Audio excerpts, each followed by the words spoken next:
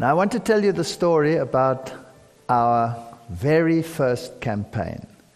Do you know the little man called Francois Duplessis? Have you seen him on television, occasionally on AD? Now, he's one of the kindest, sweetest men that I know. I don't know many people as kind and as sweet as he. I've never, ever, in 26 years, heard him say anything bad or negative about anyone else. If someone was mean to him, I would go to him and say, "How dare they speak like that to you?" And then he would say, even if it was the high priest, he would say, "My high priest has not had me flogged yet." So he always has a kind word, even under the worst of circumstances. And the very first time we had a campaign in a little town called Paarl. Now, I was brand new to this. I come out of atheism, and now I was on the other side of this war game.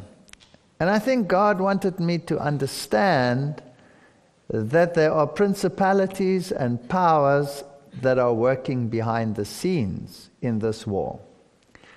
So I had to drive every evening after work, because I worked at the university, and we took part in this evangelistic campaign, and it was evening lectures in this town, and we had to drive about 50 kilometers there and 50 kilometers back, maybe a little less, maybe 35, round about there. And I would drive to this town, and we had a double attack, or a double approach.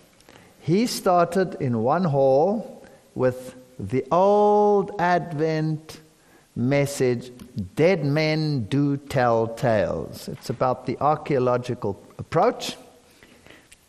And a week or two later, I was to start with a health seminar. And so we wanted to invite the people to this church. Now, before we even started, in this church, there were only about 4 active members still. That's why we wanted to do a campaign then. And there were about 20 or so backsliders who never ever came to church anymore. And so we had to first prepare this church, but they didn't want to. They didn't want to take part in evangelism. They had it, and the backsliders were, well, they were difficult people. One of them was a lady who was married to a non-Adventist, and whenever somebody went to visit them from the church, he would throw things at them, rocks and bricks. And once he was sitting on the roof, and a pastor came and visited, and he tore the roof tiles off the roof to throw at the pastor. So, difficult place, very difficult place to start off with. And when I drove there in the evenings and I drove back, in between the towns, in the middle of nowhere, my car would stop. Have I told you this story before? No. My car would stop, and all the lights would go off, and nothing would happen. And then I'd pray, because it's late at night, you can't go anywhere, there's nowhere you can walk to, it's just dark all around. And I'd wait 20 minutes, sometimes half an hour, sometimes 1 hour, hoping some car would come by and say, "I've got a problem," and then my lights would come on, and I'd drive home. And every night, when I came to that particular spot, the exact same spot, the same thing would happen. And this happened night after night after night. And we had some horrendous experience. Once we were coming back from church, it was a Sabbath, my wife and I and the children in the car, and we came to this spot, and I realized, here's our spot. Now it's the day, so it's not so bad. But there was a dog sitting in the road. Some bull mastiff, a beautiful dog. And he was sitting in the opposite lane to the one in which I was driving. And I said, that dog is sitting at exactly the spot where my car always stops at night. That dog's going to run across the road just when I get there. So I'm going to slow right down so that it doesn't happen. So whatever happens, it's not going to be me that runs over this dog. And a big truck, like a pickup truck, like one of yours, came from the front, and the dog was sitting in his lane, and I thought this person would now stop. And as we got to the dog, he drove over the dog. And the dog was in pieces. And I was so furious because I thought, that's such a horrendously mean thing to do. And I turned around and we raced after this car, but we couldn't see anyone inside. And in the distance there was a four-way crossing, and those were the only roads. There's nothing where you can drive in, and when we got there, he was gone. You couldn't see him anywhere. So these are the things that happen. And as we got into the campaign, the strangest things started happening. And one thing that I would like to point out is this is the first campaign in South Africa that was multiracial. It was just at the switch over of the political situation, and we had decided that we were going to have a multiracial campaign. So we had the town hall, and whoever comes is welcome, no matter what tribe or race or creed they consisted of. They were going to be welcome. Now, as we did the campaign, there were some interesting side stories. Perhaps before I get to that story, first a side story. A man came to Francois' lectures. I hadn't started yet. And he became interested, and he started seeing these truths. And eventually he decided, this is it, this is the truth. I want to follow this truth. And he went home and he told his wife, I want to follow this truth. And his wife went ballistic. She was totally anti. And so he invited Francois du Plessis to come and visit there to explain to his wife what this was all about. And he went, so she brought them tea. And when she brought the tea, she put it on the floor at the entrance, almost in the passage. She put it on the floor, and she said to Francois, if you are from that Seventh-day Adventist church, you can come and drink your tea like a dog from the floor. I won't serve you. That was the attitude. And eventually it became so miserable that he didn't come anymore.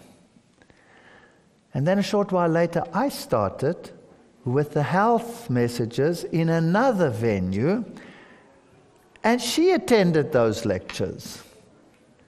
And she came to the lectures, and she listened, and she accepted the truth. And so she went home to her husband, and she says, I'm so excited. I've discovered you were right all along. This is the truth. We must go to this church. And the husband says, if you go to that church, I'm through with you. I'm throwing you out of the house. You prevented me, I'll prevent you. And then she said, but we must go. She and her daughter attended those lectures. She says, we must go, we must go. And then he said, out of the bedroom. And he threw her out.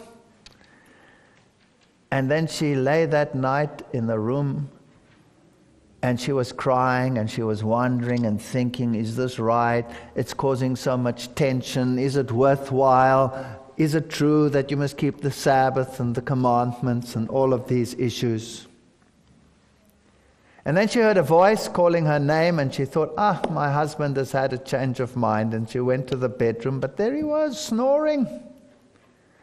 So she went back to the room and sat upright, and she heard her name, and she said, who's calling me at this time of night? And she went and looked whether there was someone at the window, maybe some family member had a problem or something, and there was nothing. And she sat down again, And she listened, and then she heard her name again, and then she said, yes. And then almost like in a vision, she saw 2 tablets of stone come down before her, and the voice said, keep the commandments of God. And she was baptized, she and her daughter. Just to run ahead a little bit, for 1 year, that man made her life a misery.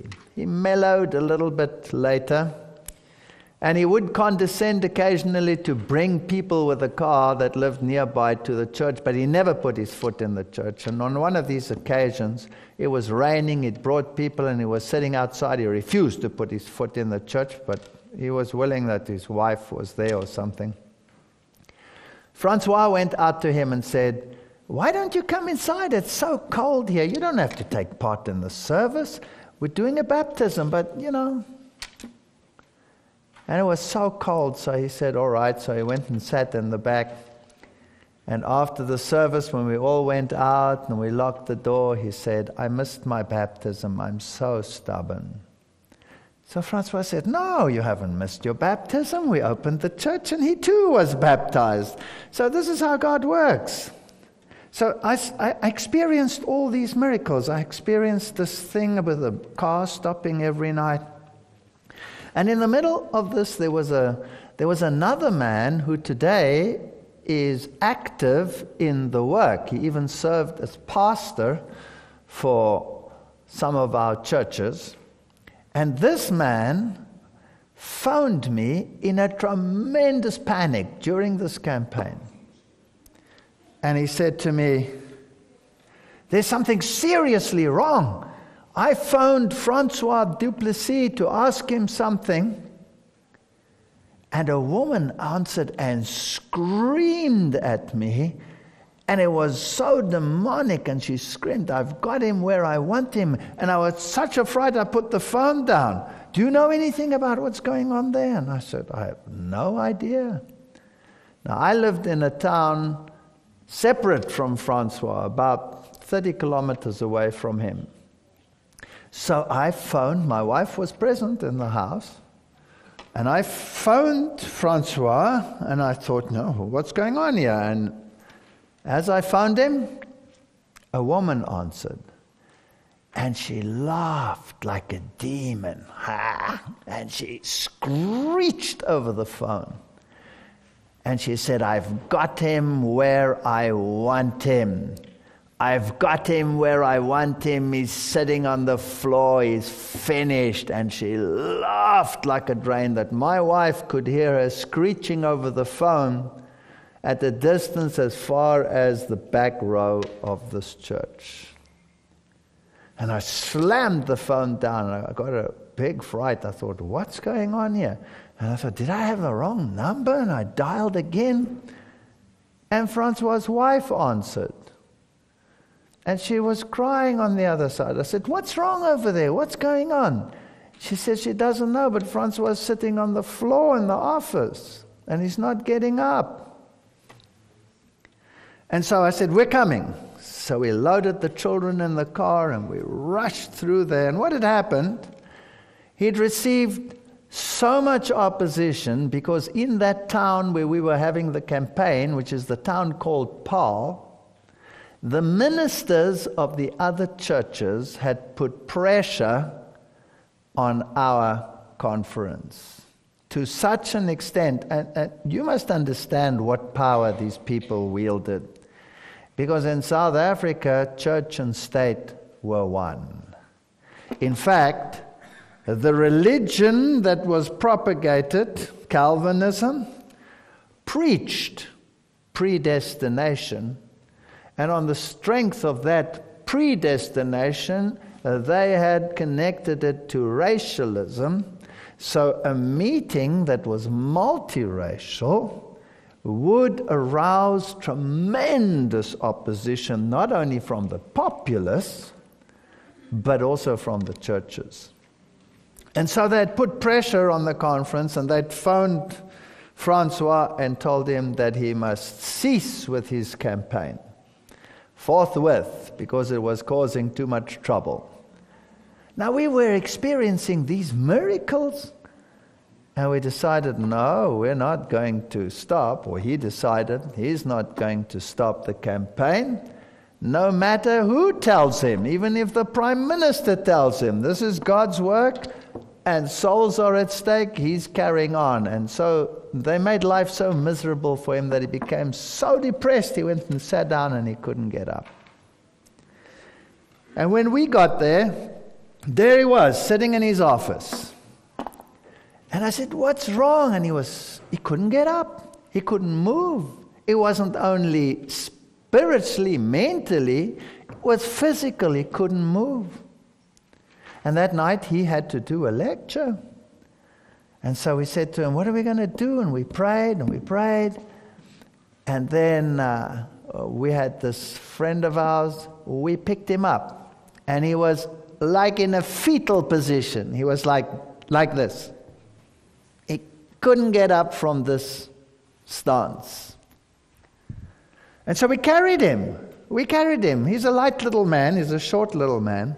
We picked him up and we carried him to the car, put him in the car, drove him to the campaign, and we had to get him out in that same position. He couldn't get upright. He was down there. And we carried him into the hall and put him on the front chair. And by the time the meetings were to start, he still couldn't walk. We'd prayed, we'd done everything we could, and he could hardly talk.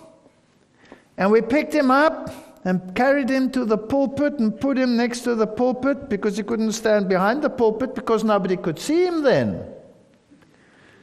So we put him next to the pulpit and gave him the mic, and there he started to whisper his lecture. And he whispered his lecture. And as he lectured, his voice got stronger and stronger and stronger. And he rose up from the ground, and by the 15, 20 minutes into the lecture, he was the old Francois. Now, why would God permit such strange events to happen? And I realized we're not fighting against flesh and blood. These are real issues. Here are real demons that are working behind the scene to counteract God's work. That vehicle that stopped, that car that came and crushed that dog in front of my children were hysterical. They were afraid. They didn't ever want to go to that church again. And the devil did everything in his power to prevent us from going to that church and to those meetings. But it was become even more fascinating, because when the campaign finally came to an end, there were over 60 people that had made a decision to join the Seventh-day Adventist Church. Now you must understand the climate in Africa. The hatred against anything that was not state church was unbelievable. If a Seventh-day Adventist lived in a town and he passed away, then he was not allowed to be buried in the graveyards of the town.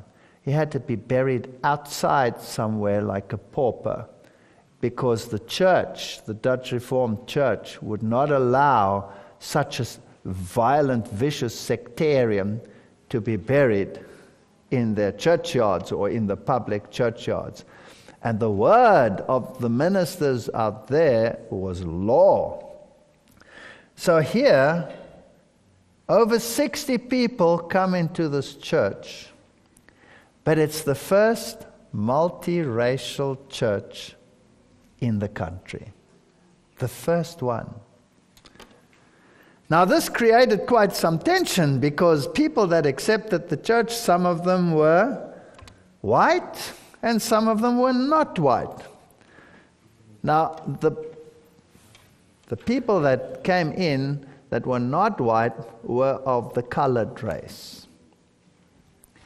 The colored race. Now the colored race in South Africa is a mixture between the white race and the Hottentot and Bushman races, and also a mixture between the white race and the black race. So it is a mixture between the two, because the history of South Africa is fascinating. When the Boers first came to Africa, they didn't have wives, so they had to make do with what was available, and that's how these races developed in southern Africa. But the prejudice was unbelievable. I mean, it was ensconced in law. And so the tensions broke out in this church. Terrific tensions and terrific infighting. And Francois and I, we were just trying to put out the fires. And then some of the people in a meeting said, we cannot have a mixed church. It's not possible. Because the cultures are so different, we would never be able to worship God together. Some of these people, they have totally different music styles. Their rhythms are different. They don't read the Bible like we read. They will not be able to sing the hymns like we sing. They dress differently. I said a lot of worse things that I won't want to repeat here. And we tried to reconcile these minds. There was just no way. And then they said, and if it gets worse, and black people come to this church, then it'll be total disaster, because then you have it even more so. And they mentioned all these things again.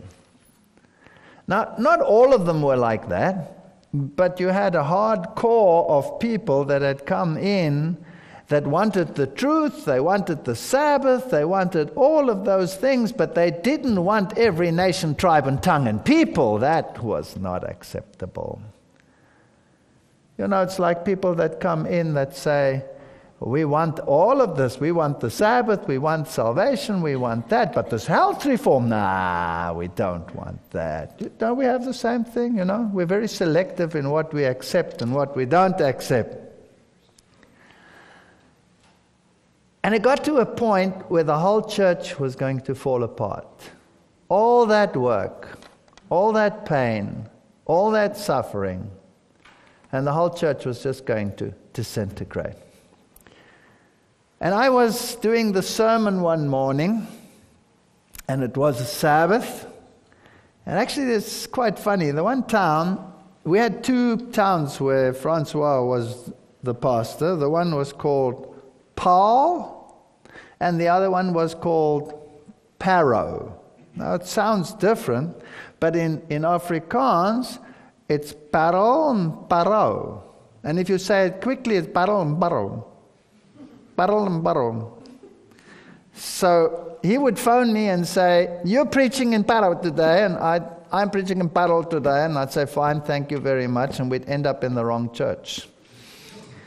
We'd end up both in the same church, and they were, 30, 40 kilometers apart, and you're supposed to start preaching, and you're in the wrong place. So it got very tricky. Anyway, he phoned me that day, and he said, you're preaching in Parol. And I said, is it now Peril, or is it Perot? And he said, no, it's Peril. So that's the church where we had this difficult church. So I went to this church that morning thinking, oh, we're going to have trouble again today. And there they were all sitting, and they were infighting, and there was aggression. And I went to the front when it was time for me to do the service. And as I went to the front, a black lady walked in the back. Now every eye turned in horror, because this was not a colored lady. She was black. Now, the colored people come in every shade of color from light to dark. But this one was a black person of the black race. And she was dressed immaculately. immaculately. Immaculately. My wife would remember the dress better than me, but every eye did that. And you could see the hair rising on some folks' heads. And she went and sat down relatively about there. And my wife was behind her and watching her. And then as the first hymn was mentioned, she got up with everyone else, and without a hymnal, she sang beautifully. And her voice rang across the audience. And we thought, this is strange, because these people had said what?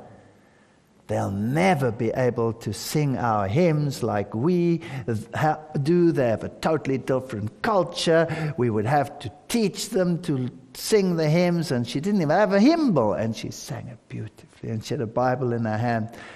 And I was preaching when I did the sermon. When I mentioned a Bible text, she's got it. And then she did everything that they said would not happen. She was immaculately dressed, like any Westerner. She was singing our hymns as crystal clear and as sweet as a bell. None of the connotations and things that they thought would be involved was there. And then the second hymn and the third hymn, and it was like her voice was like the voice of an angel. And I was fascinated with her, and I kept looking at her, and I thought, wow, God, you sent a person to destroy these people's bigotedness. And after the sermon, what does the pastor do? He goes out the front, he goes down the aisle, and he stands at the back, and he greets the people at the back. Now the people come out the church, and we greet them, and I'm waiting for this lady, because I want to ask her, where does she come from? And how come she's at this church? Because there was a black Seventh-day Adventist church in that town as well. Now, why did she come to this one if there was one there that she could have gone to? I want to know. And when all the people had left, she hadn't yet appeared. And I said to my wife, who stands next to me when we say goodbye, I said to her, where is she? She must still be in there. And so we went inside to look for her. No sign of her. There's nowhere else she could have gone out. And the ground is totally fenced. There's no way she has to come past me. There was no way it could be any other way. So I believe that God sent an angel, a black angel, to destroy bigotry amongst God's people. And it wasn't very long. It was just 2 weeks or so, and all the troublemakers had departed. It was about 10 of them. They refused to stay in a church that was multiracial. That's how the first multiracial church started in South Africa. And what a privilege to serve a God who, in the final events of this earth's history, wants to bring together every race, tribe, and people, and to create one nation under God that love Him and keep His commandments. And that is what I wish for all of you, that you may understand that this is not just a message that we have. This is a separating message. This is a call to mankind to set aside all of these differences and conflicts and to come together under one banner. And the Bible says, they gathered themselves to the law of God. And if you keep the law of God, then you will love your neighbor as yourself. And you will no longer seek a place of supremacy. But I also learned something else that has caused quite a bit of strife. Listen to God before you listen to man. If God tells you to do something and someone else tells you to stop, and you know that this calling is from God, if He's telling you to do an evangelism and someone tries to stop it, it's not from God, no matter who it is who's trying to stop it. You have to obey God more than you have to obey man. And these early influences in my own evangelistic life showed me that if you do what is right, and if you persevere, there is no way that God will leave you and forsake you. He will be with you. And I've had so many occasions with the message that I bring where even our lives were in danger, and God would bring us through every single time. I will not forget in Slovenia, we were on the stage and the Orthodox militia decided to disrupt the meetings. They ran into our meetings, they ran onto our stage, and it was a huge hall. I mean, there were over 1,000 people in that hall that had come to the meetings. They ran to the front, they grabbed the mic out of my hand, they shoved me aside. I had a small, tiny little blonde interpreter, translator, and they shoved her aside, and I went and stood in front of her, and they told me to get off the stage, and I refused. It wasn't their stage. This was God's stage. And they looked at the people, and they said, if the people do not get out, they will come with their entire militia. Do you know that the church there, the Orthodox Church, has its own basic police force to make sure that nobody interferes in their backyard? And they said to the people, get out or we will come and beat you all up. And those people got up like one man. And I thought they were going to leave. No, they came forward and they said, no, you go out or we will beat you up. And so the man backed off a little bit and he said, I'll be back in 15 minutes and we will wipe you all out. I'm going to fetch the backup troops. And the conference president, he was there, he found the police. And the police arrived. The chief of police arrived with all of his officers and 250 policemen. And they surrounded the entire hall with their policemen, fully armed, and the chief of police and his top brass sat in the front row of my meetings.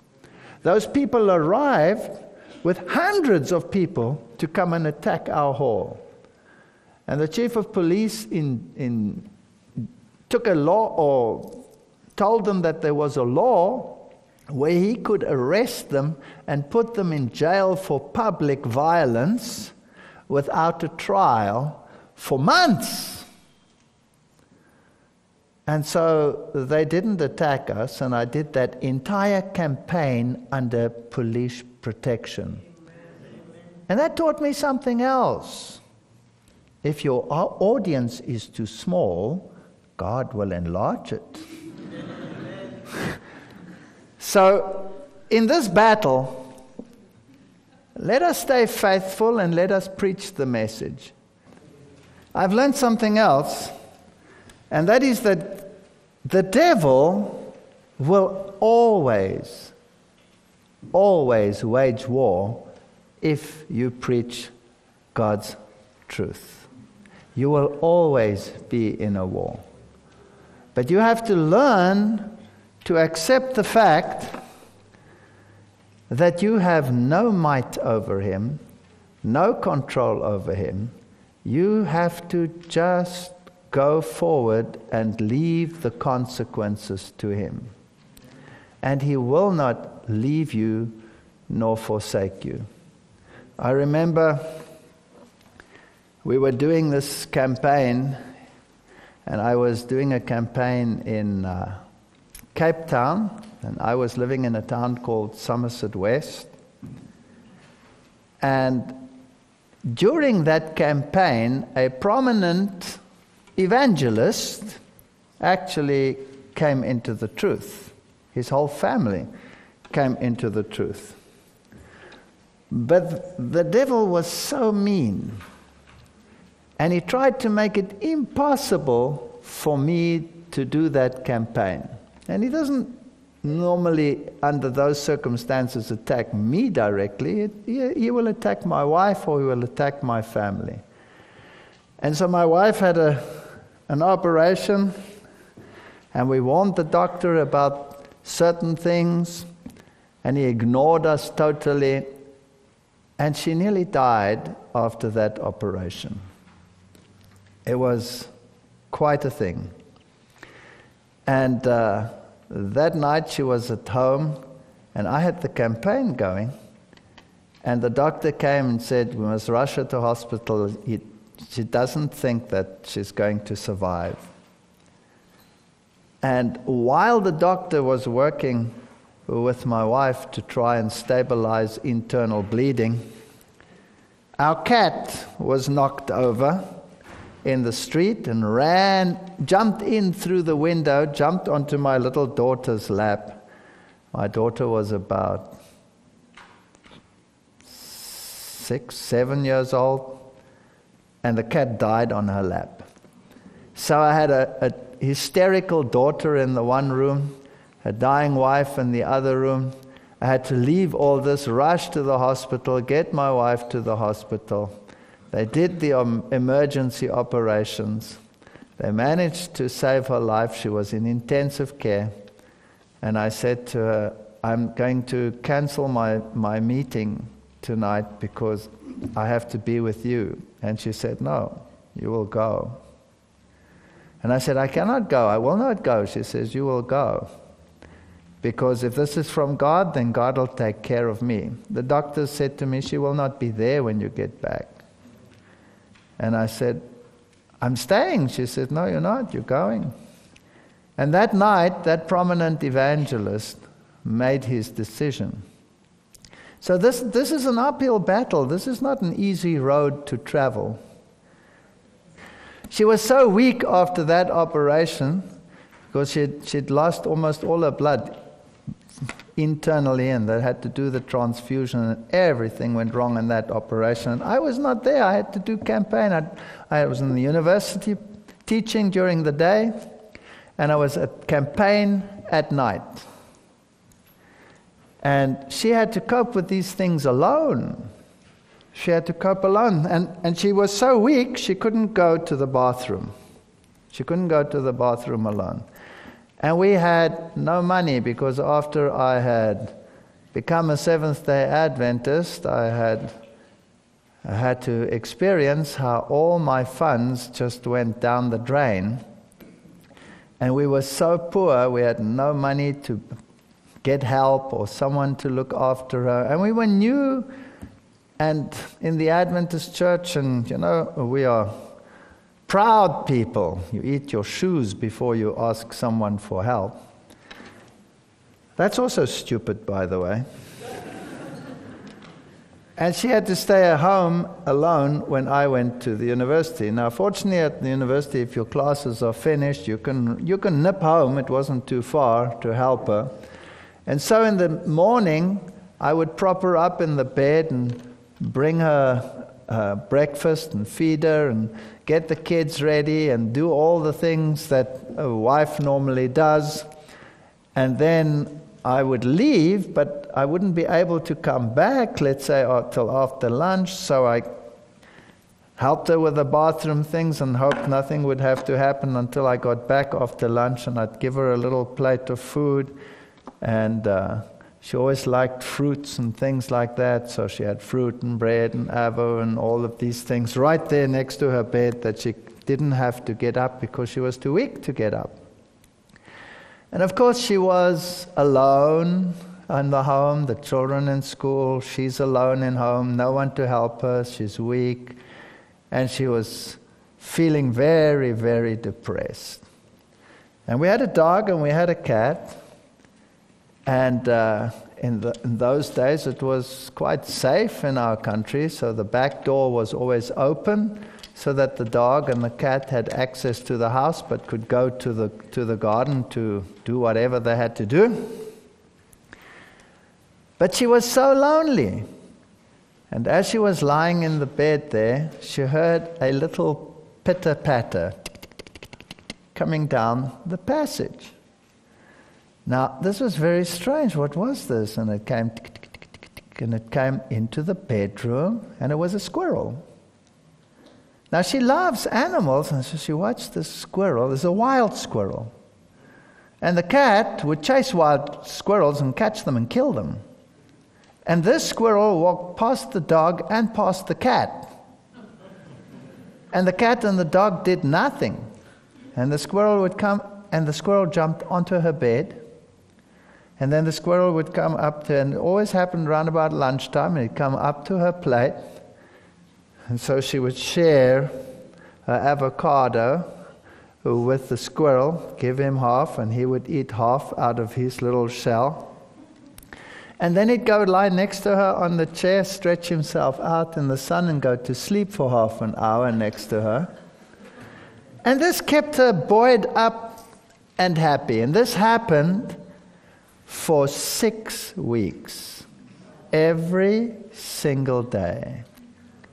Every single day for 6 weeks, lunchtime, that little squirrel came down the passage, jumped onto her bed, comforted her, ate a little bit with her, slept with her, and then went out.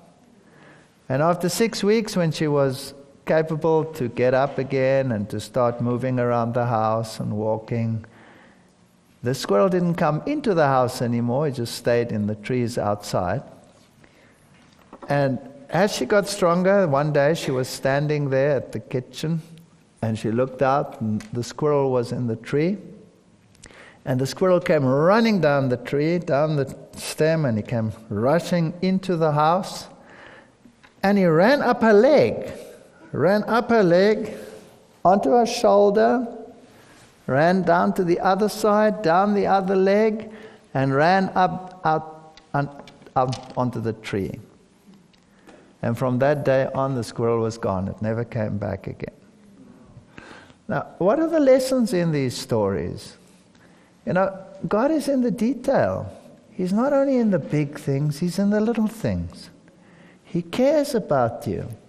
And that is what makes us so determined to carry on no matter what. Because it doesn't matter what the devil throws at you. God is there to comfort you. And we're still here, aren't we? Yes, sir. We're still here after all those times. I was lecturing in Durban. That's one of the big cities in South Africa. It's about 4 times the size of Vancouver. So you get an idea of what size it is. And I was lecturing at the University of Durban-Westville. We had the facilities there. And in the middle of my lecture series, and that was it was a tough lecture series. It was still part of that total onslaught series that causes so much trouble. But it brings so many people. So trouble, as long as there is fruit, is fine by me. And all of a sudden they shouted, "Please rise." And everybody had to get up. And the Queen, now not the British Queen, but the African Queen of the Zulu nation. The Zulu nation is divided into chiefdoms and into a kingdom. They're all related, but the chief has different roles to the king. And the chief is, or at that stage, and even today still, is Buthelezi, Kacha Buthelezi. He was also prime minister at one stage, parallel to Nelson Mandela. If Nelson Mandela went away, he would be the caretaker prime minister. And he is in an Adventist family, that chief. He's not an Adventist, but his mother's an Adventist.